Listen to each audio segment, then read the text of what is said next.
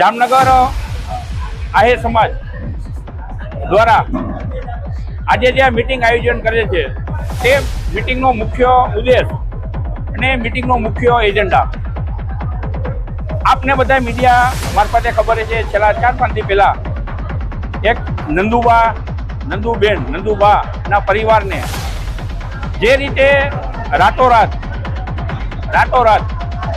એને ઘર વિહોણા કરી નાખ્યા અને કાયદાની વિરુદ્ધમાં જઈ જે આખી પ્રોસીજર કરી એની સામે જામનગર આહિર સમાજ એકદમ વખોડી કાઢે છે.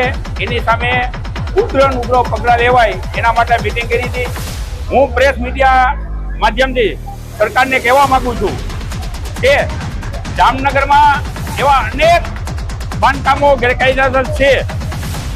અનેક બાંધકામોને અગાઉ નોટિસો આપી છે, પણ આ જામનગરમાં એક વૃદ્ધ દંપતીને એક જામનગર મહાનગરપાલિકાના કમિશનરની બદલી થઈ છે.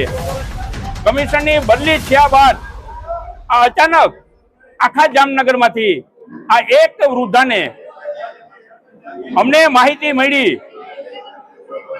અમુ મિત્ર દ્વારા કે જામનગરના બિલ્ડર જમન ફળદુની જમીન પાછળ આવેલી હોય એ જમીનમાં આગળના રસ્તો આ લોકો રહે છે. છેલ્લા 40 વર્ષથી આ દંપતી પરિવાર ગરીબ પરિવાર અહીંયા રહે છે. જો સરકારને કોઈ પણ મિલકત પાડવી હોય તો જામનગરમાં અનેક અસામાજિક લોકોની મિલકત છે, છતાં પણ સરકારે તાત્કાલિક 24 કલાકની નોટિસ આપ્યા વગર સીધી પોલીસ મહાનગરપાલિકાના જવાબદાર અધિકારીઓ સાથે લઈ એક વૃદ્ધ દંપતીને કોક બિલ્ડરના ઈશારે આખો પતંત્ર રહી ગયું છે. એની સામે જામનગર સમાજના અમારા બધા આગેવાનો, ચાહે રાજકીય આગેવાનો હોય, સામાજિક આગેવાનો હોય, અમારા બધા ગ્રુપ સખત આને વખોડી કાઢે છે અને ભવિષ્યમાં આવી ઘટનાઓ એક આહિર સમાજની નહીં પણ કોઈ પણ ગરીબ પરિવારના મકાન ઉપર આવી ઘટના ન બને એના માટે સરકારને અમે અપીલ કરી છે.